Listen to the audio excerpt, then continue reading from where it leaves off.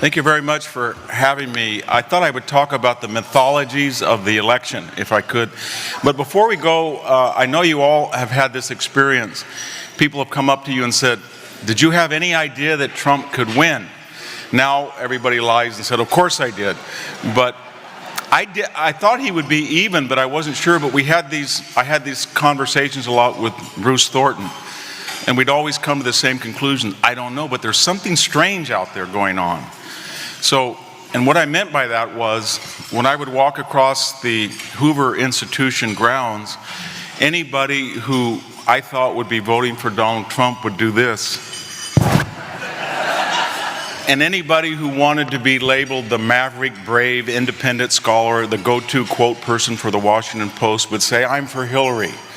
And I thought, this isn't really an accurate barometer of what people are thinking. And so I said to my wife, Jennifer, I said, you know, every time we have somebody on the farm or we talk to a guy in a tractor, if he speaks English, and these are all Mexican-American people, and he's for Trump. Can't believe it. People who are not for Trump don't speak English.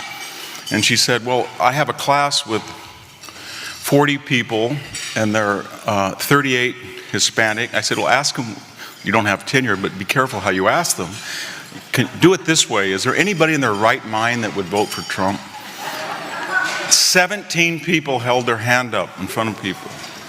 And then you saw the statistics that he had 2 to 3 points higher minority representation among minority communities than did Romney or McCain. And it was just striking. The other thing that I think that's happened in this election, unfortunately, is, and I know I'm not quite unbiased, is that we've lost friends and family relationships. I know that I thought I knew people at the National Review. I've been writing there for 14 years. And then I would read things and I could not believe it. The level, it wasn't that I disagreed with them or they disagreed with me. It was a level of venom and condensation. I said, how is that person? I would pick up the Wall Street Journal and read Bret Stephens. I talked to George Willard of Bradley. I could not believe it. And then I talked to people in my family, and the same thing, but there was one commonality that you may have experienced, that the people who were voting for Hillary or not voting wanted to provoke something. So every time I would see my brother or other brother, they wanted to talk about it. They wanted to put you on the spot. At Hoover, when I saw somebody, they wanted to say, how dare you?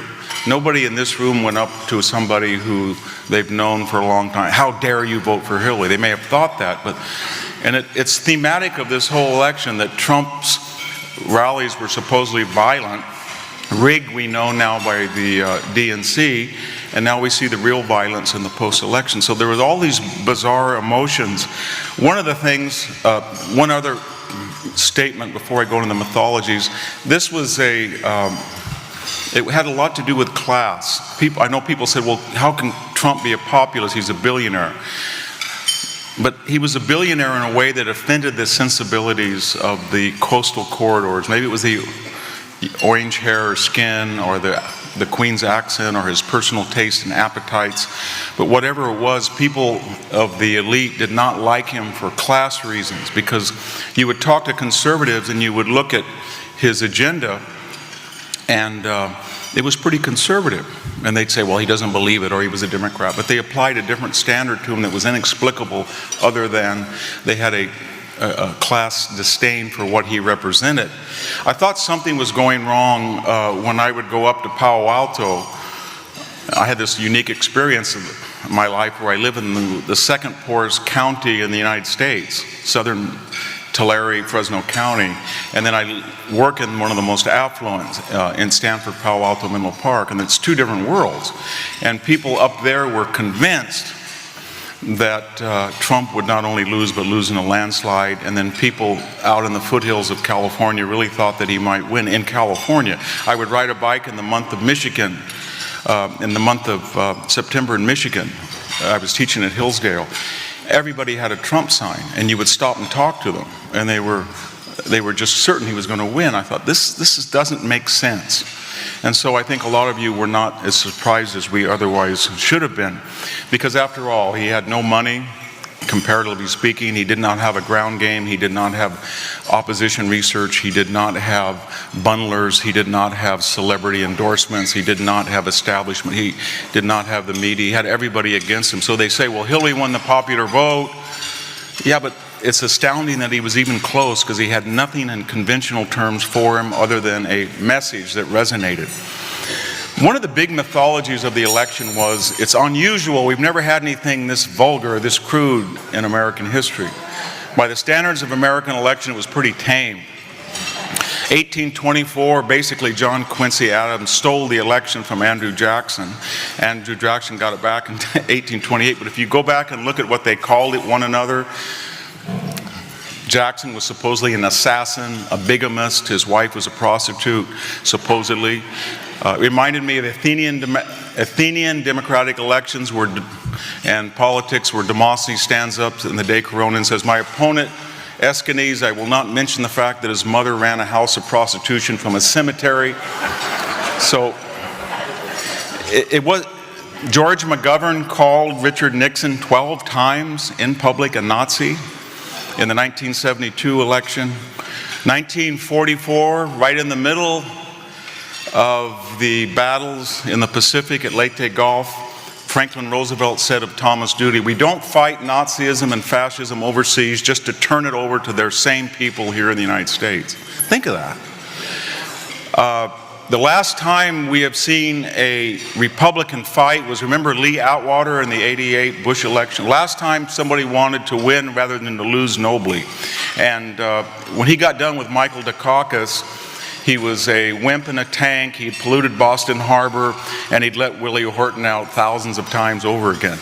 And that was the last time Republicans said that they were going to do that. And then they stopped, so that John McCain wanted to lose nobly like old Ajax, I suppose. Never mentioned Reverend Wright, Jeremiah Wright. You get the impression, had Trump won in 2008, we would have never heard the end of Reverend Wright.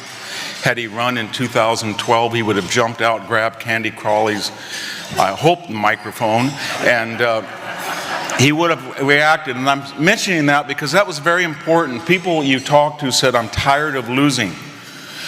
For people who are wealthy and have connections and influence, losing nobly is an option. But for people at the end of things, a worker out of a job or somebody who can't afford to get his teeth fixed, losing is bad. They don't want to lose. And as one person said to me, if he's going to lose, at least I like him to screw things up. And I think what he meant was, we've got a Samson now, and he's got his arms around the Philistine pillar, and if he loses, he's going to tear down the whole damn temple with him. And there was something like that Apple commercial where you run in, throw the ball and chain into the screen and smash it. That was a sense of anger that people had over Trump. So this election was not that much different than some of the acrimonious elections we've had. Trump was no more a crook or a wheeler dealer than John Kennedy. I mean, his fortune was more transparent than the Kennedy fortune. It was more transparent, especially of the LBJ Communications fraudulent fortune. And yet these people were called landmark figures in American political history. His personal appetites reflected the life of Manhattan. It did, but they were no more or more, I should say they were less excessive than those of John Kennedy or Bill Clinton, who were both considered feminists. So it was hard to take the idea that we had a singular crude candidate. It just wasn't true. He said things that we regret, but he said things that, I don't want to contextualize things, but I'll just take two examples of his most egregious things. When he said of John McCain, I prefer people to not be captured, but to capture others or kill others. That came right out of the mouth of George Patton. Patton said, you don't join up this army to get captured or killed, you join this army to kill or capture. So it was an old refrain that Trump had haphazardly picked up, I think. As far as the Mexican judge, that was the worst complaint, that he said that a pending case was going to be settled by a Mexican judge. And I thought, and everybody got outraged. And I thought, how many times in my life has everybody said, Victor Hansen is Swedish American? Not once. They said he was Swedish. You're Mexican. I've never heard anybody in Fresno County say, are you Armenian American? They'd always say, he's an Armenian. They don't mean that he lives in Armenia. That was the way people talk. Trump knew that. And then I thought, if I had just said I was going to build a wall and cut off the United States from Mexico, would I want a judge who was a member of the San Diego Lawyers of La Raza, the race whose etymology goes back to fascist Spain? And then I thought, is this so terrible? My mother was an appellate court judge, first female appellate court judge in California, and she used to call me and say, you know, this corporation is in a sexual harassment suit and they're trying to avoid my court. And she said, that's what people do. And that's what people do. They act like humans. And so his problem is that, if anything, he's too transparent. He's not Nixon, he's the anti-Nixon. He's too authentic. He's too raw and brass.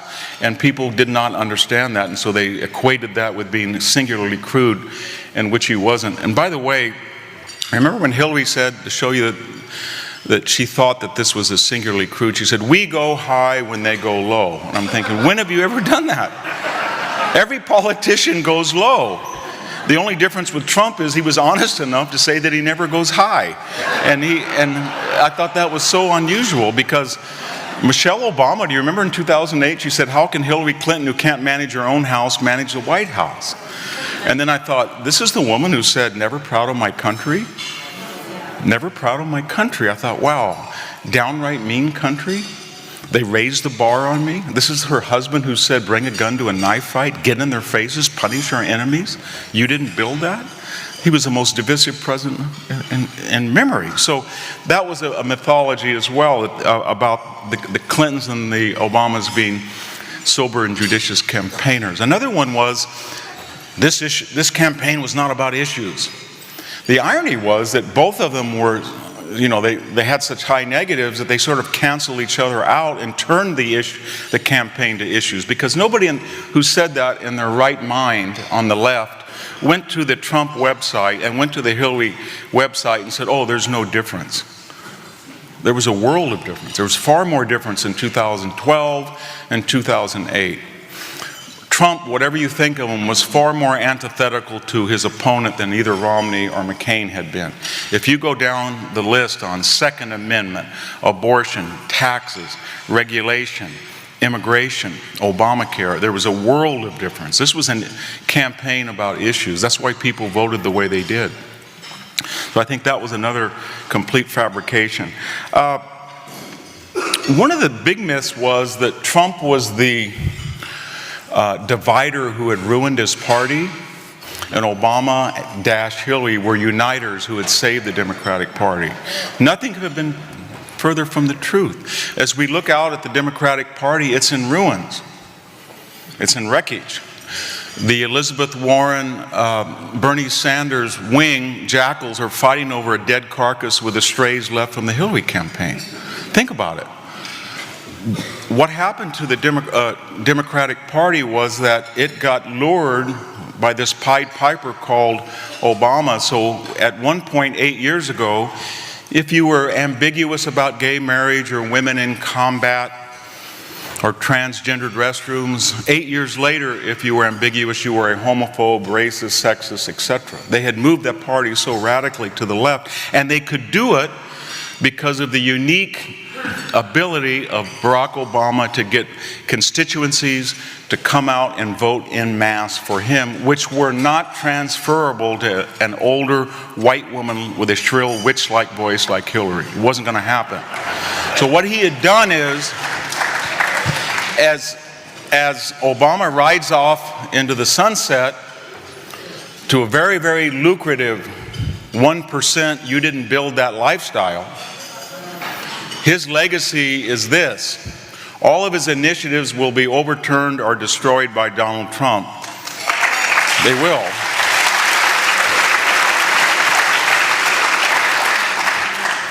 But he's leaving one other legacy. He's saying to the Democratic Party, I left a legacy, an ideological agenda that only 40% of the country believe in, and you're stuck advancing it, and yet you can't get elected because you don't have the personal narrative that I have. And so it's one of the most nihilistic legacies. He's ruined the Democratic Party. It has been reduced. No Senate, no House, no presidency, no Supreme Court, no state legislatures, no state government. It is a municipal party now. Nobody divided it and ruined it more than Obama. In contrast, for all of the wisdom of my colleagues at the National Review, Weekly Standard, Wall Street Journal, This is a moment where, have you noticed the people who are never Trump are themselves trying to hide how giddy they are? Because they look at this thing and they say House, Senate, presidency, Supreme Court picks, 3,000 federal appointees, state legislature. We've never had anything like this. Even George Bush didn't quite do this. Wow, this is amazing. And then they say, well, and we're not that, except for immigration and trade, we're not that divided. And so Trump united people. And he united the party, and he left it in much greater shape. If anybody in their right mind had said in September, Donald Trump is going to win Wisconsin, Pennsylvania, and Michigan, and there are such a thing as Reagan Democrats, blue-collar workers, the missing Romney vote, whoever they are, they were there. So all the things that were supposed to be mythological, these people they don't exist. They do exist. People say they're going to not vote, but they're secretly for Trump. Oh, that's a myth. That happened. And that was because he was able, as a billionaire orange guy from Manhattan, to appeal to workers who said, I think the country is in decline. I think that people don't listen to me. And I look at TV every day, and it's like, I feel like I'm a stranger in a strange land. The Latino vote, the white vote, the black vote. I'm tired of that. I just want to, I want to be treated as people. And then the other thing was, this elite never lives by the ramifications of their own ideology. If you live in California, you have the highest power bills in the country, and they're all adjudicated by people on the coast in perpetual 70-degree weather. I live in Selma. I go in August, and Mexican-American people are in Walmart because it's 110 outside. They can't afford the air conditioners. I drive up to my picturesque ivory tower and go to the top of the ivory tower. I've never turned on the air conditioner or the heat in 10 years. And yet the people who live there are telling other people. They're tired of having water. I drove over to Palo Alto the other day. I see all these boarded up homes whose wells have gone dry. I see all this land idle, and I think to myself, the people who did this depend on imported water from Hetch Hetchy Reservoir. Do they ever cut off their own water and say, take it please, we don't believe in transference of water, it's bad ecology? Never. They all want high-speed rail, and where do they first try it out? Down in Hanford, California, on a bunch of farmers. So people think, you look at the Guccifer, you look at the hack Colin Powell emails, you look at WikiLeaks, what you see is not just smugness and arrogance, but it's people who deliberately intend to dictate to other people, and they feel that their education or their sensitivity or their info, whatever it is, insulates them from having to live what they advocate. And Trump was able to expose environmentalism as boutique environmentalism. And he was able to say there is such a thing as fair rather than just free trade. When I grew up, there were 4 of us that went to college from Selma High School. And I remember coming back in 1971, and I talked to people I grew up with, and they said, you really blew it, Victor. What a waste of time. I'm working at the Fruhoff trailer. I'm working at Upright Harvester. I'm working at Del Monte. I'm working at Calcan. These were all great jobs. And then when you read in the National Review that the answer to that is, well, these people are losers. They're just stupid. They should move. As if everybody in Selma with an 88-year-old mother is supposed to put his house on his back, get on a motorcycle, and drive to North Dakota and be a fracker. That's the kind of attitude that the establishment had to people. And if you wanted to read the voice of Aztlan about immigration, you don't need to. All you had to do is read the Wall Street Journal. The positions were exactly the same. Open borders, let the market adjudicate capital and labor. And that's written by people who have never had a dead dog thrown on their lawn, or they've never been hit by somebody who had, as we say in Fresno County, the 3 no's. No insurance, no registration, no driver's license. I won't mention the pundit, and he was giving me a big lecture that he had been very worried about me because he said to me, some of your op-eds on illegal immigration are starting to worry me, and you're an educated person, you've got to be careful. I said, have you ever had a dead person on your property? I said, once the world, Mr. So-and-so, is divided into 2 people. Those who've had a dead person on their property and those who haven't. Those who've had a dead person on their property oppose illegal immigration. It's that simple. He just looked at me and said, what planet have you stepped in from? And that's the point, isn't it? A couple of other things. Horace The great Latin poet in the first book, the 11th Ode, had a poem. You know it, Carpe diem, seize the day. The stanza right before it says, as we speak, a jealous age passes by, meaning time is very precious. And the stanza after Carpe diem, seize the day is, don't worry about what brings tomorrow. You can't control tomorrow.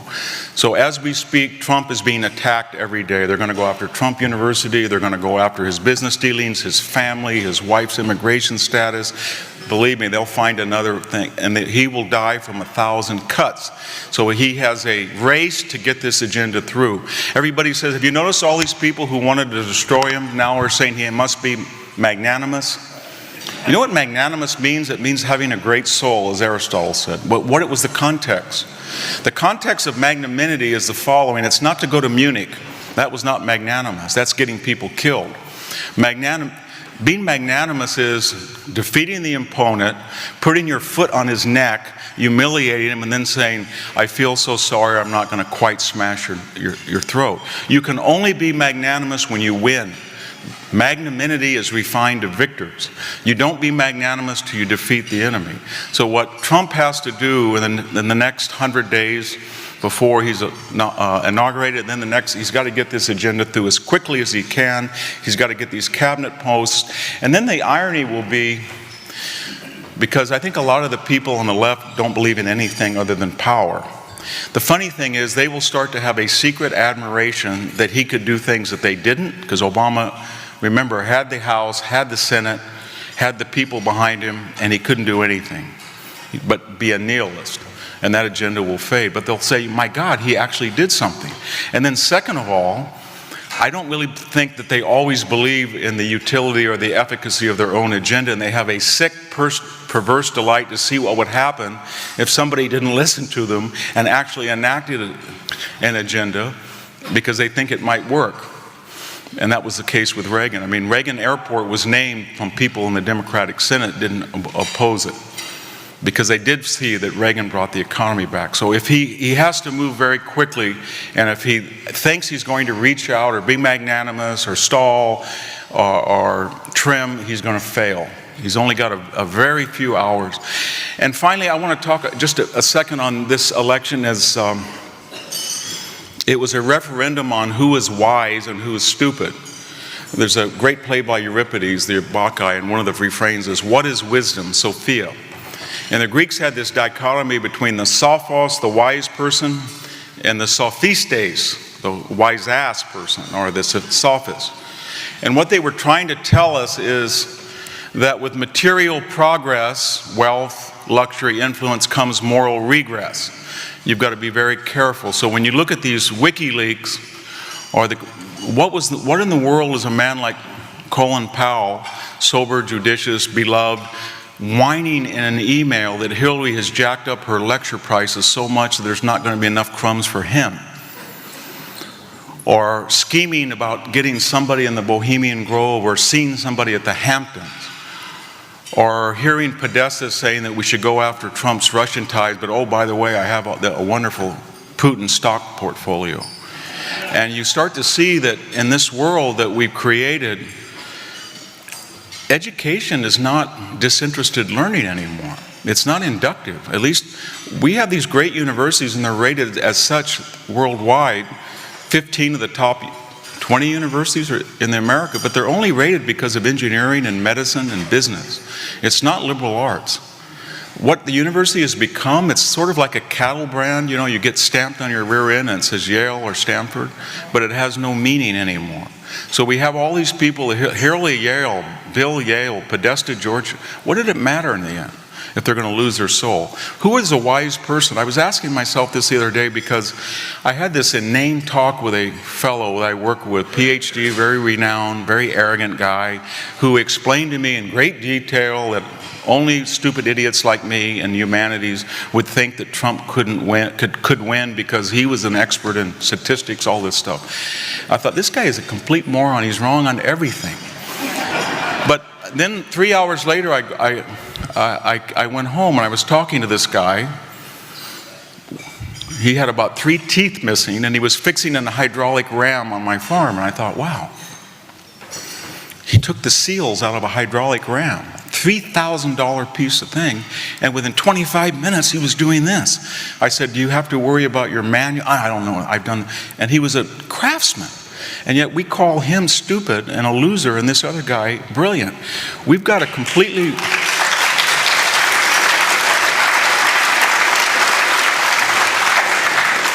And then this was almost as if there is a God. I think there is a God. I went inside and I turned on the TV.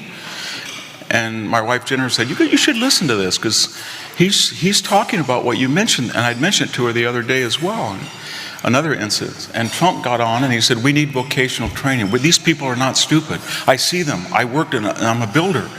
And I think that's what this election's about. Who is wise and who's foolish? The pollsters were stupid.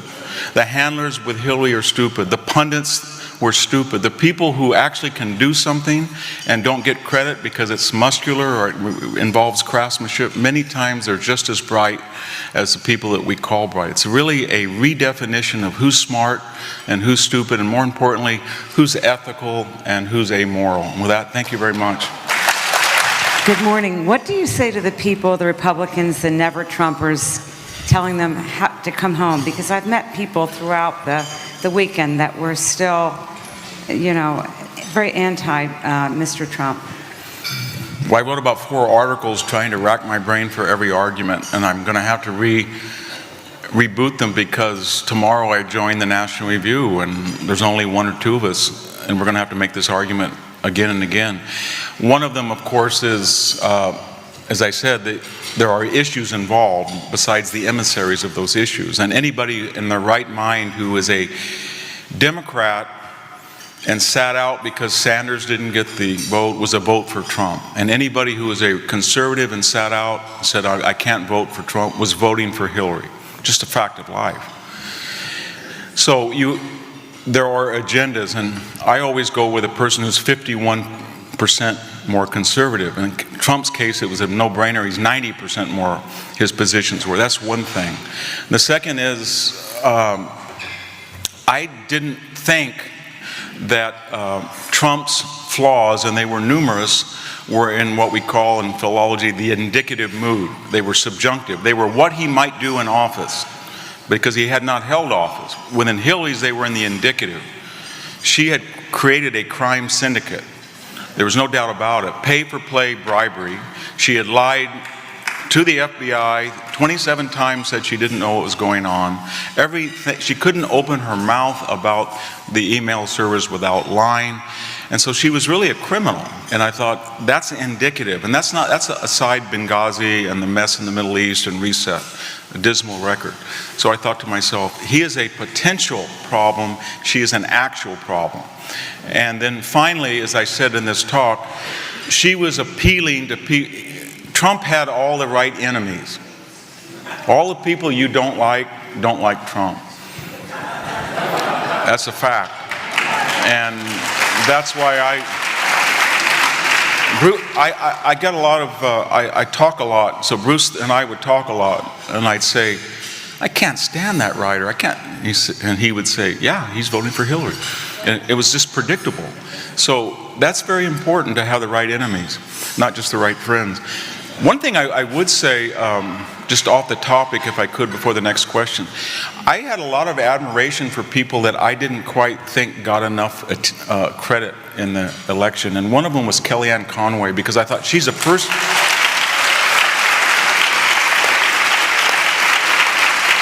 She's the first female campaign manager, except that won.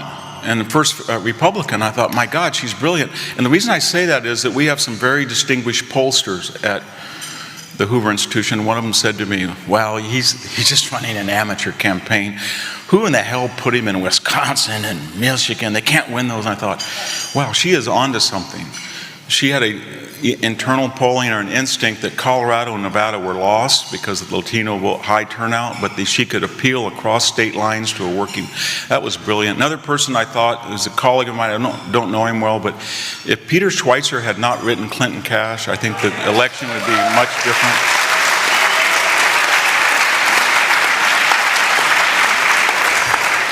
And finally, every time I picked up a piece of paper, I was told how awful Stephen Bannon was.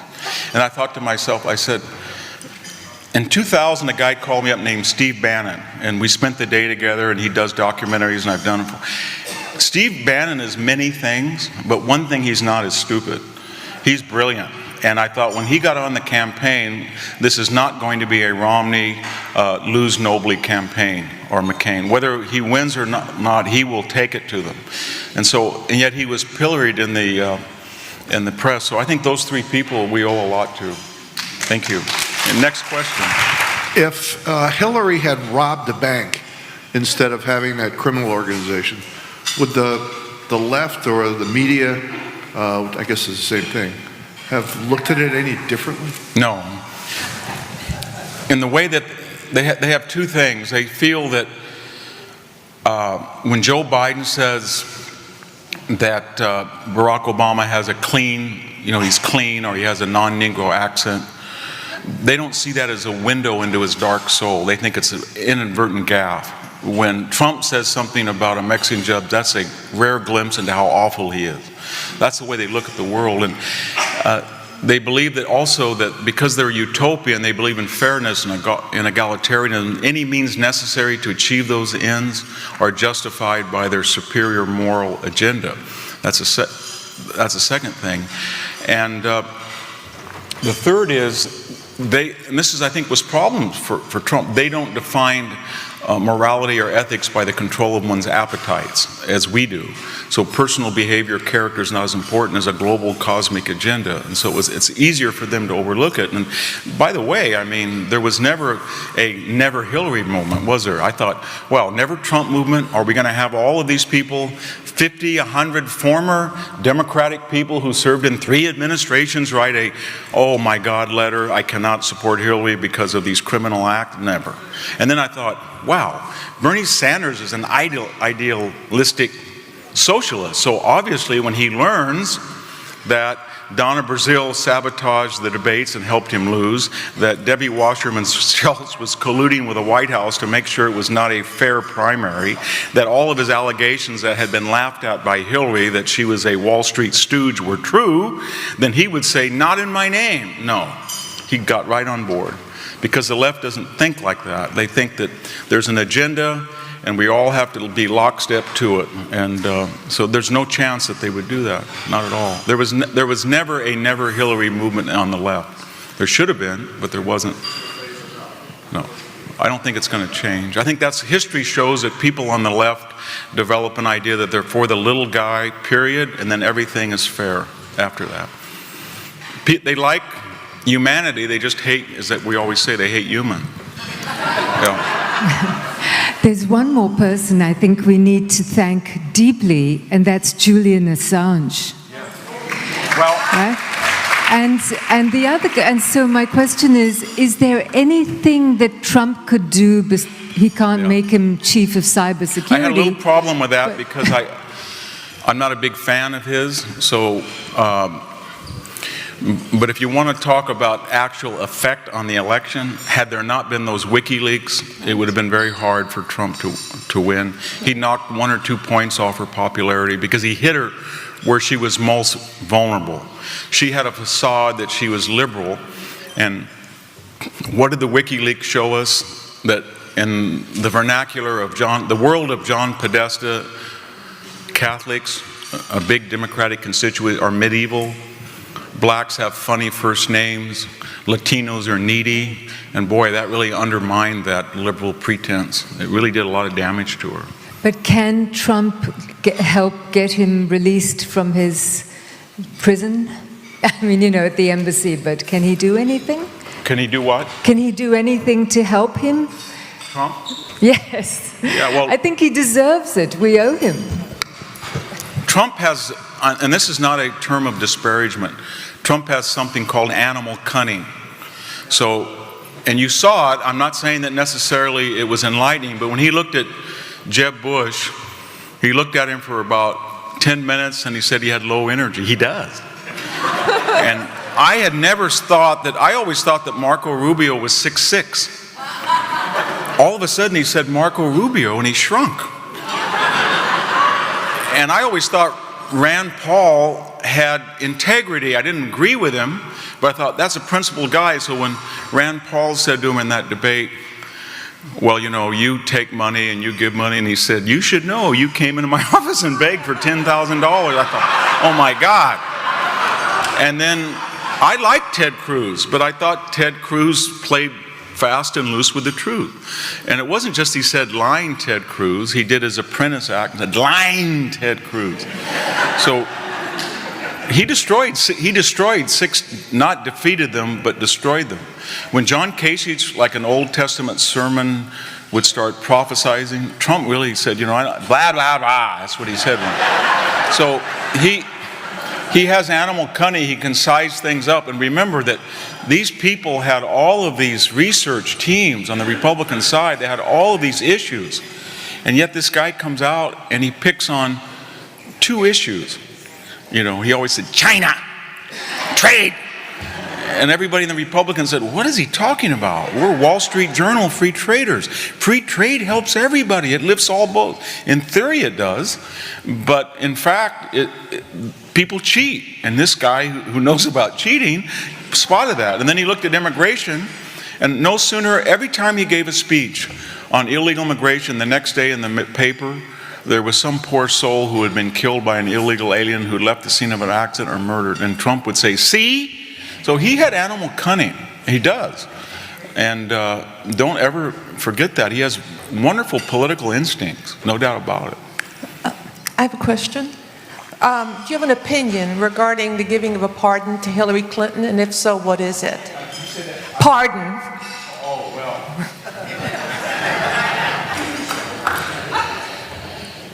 You know, everybody's, I think, disseminating false. They said, well, you can't give a blanket pardon. They won't pardon her for just any. Well, they did that. Nixon was never formally charged. So they gave him a blanket pardon.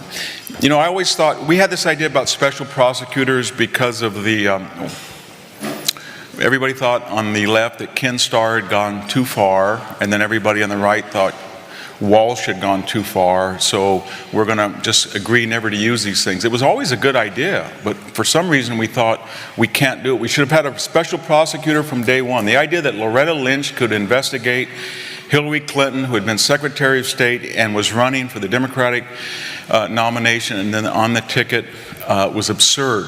Should have been a special prosecutor. James Comey, he's a tragic figure. He kept trying to square the circle that he had been appointed by this team. He wanted to be part of this team, and he wanted to be independent, and he ended up being nothing. I mean, when you get into that situation, that Hamlet situation, he ended up just not pleasing his masters and then showing no integrity as he flip, flop, flip. And remember, this was not necessarily a nice guy, because he was the one who had appointed Patrick Fitzgerald, who just demonized Scooter Libby and went after Conrad Black. So, I mean, there is such a thing called hubris and nemesis, and he got what he deserved, and he's disgraced now. But I don't think Obama ever cared about anybody but Obama. So I think Bill Clinton was kind of a nice guy. So when he went out, he said, oh, shucks, Mark Rich, wife gave me a bunch of money, I'll pardon him. Hillary's got to run for Senate in New York, I'll pardon a bunch of Puerto Rican terrorists.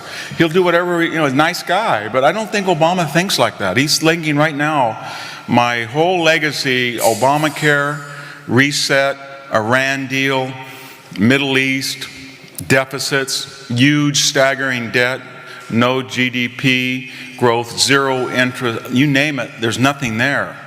And what is there is going to be overturned by Trump. My legacy is to ride off in the sunset as a super statesman and make a lot of money, and he can't do that. He'll end up like Gerald Ford if he pardons her. So I don't think he's going to pardon her. I think the only question is, will Trump do as he says and appoint a special prosecutor? I think that he doesn't have to make a big deal. I think he just should be on a press conference one day and somebody will say, are you going to appoint and all he has to say is, wouldn't you? And that's it, and do it. No big deal. And let her. I don't have a lot of sympathy for somebody who abuses the Constitution and lectures everybody how moral she is. And finally, What they don't understand about Donald Trump, this is what's ironic. He did something that George H.W. Bush could not do. He did something that Barack Obama could never do. He put the Clintons in permanent retirement. Only he did that. We've got one more question here. We've been in a defensive mindset for the last 8 years. In fact, probably I would say over the last, right here, nearly over a century. We've been in a defensive mindset, and I notice the people around here in this conference have all been in that defensive mindset. How can we make the Democrats look? Can you explain what we need to do in an offensive mindset to take back? Because we've had power we now have power for the first time in 100 years.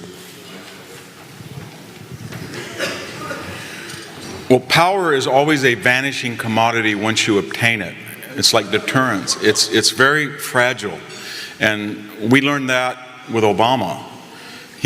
Remember that when he came into power, it wasn't just that he made people's legs tingle or he had a perfect pants crease. Michael Beswoff said he was the smartest president in the world. I think people at Newsweek said he was like a god.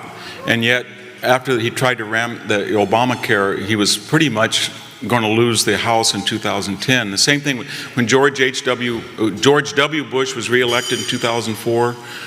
I thought to myself, when he flew over Katrina and looked down, even though Katrina was not his fault, he should have crash landed into the lagoon and been emerged in a suit and tie covered with mud.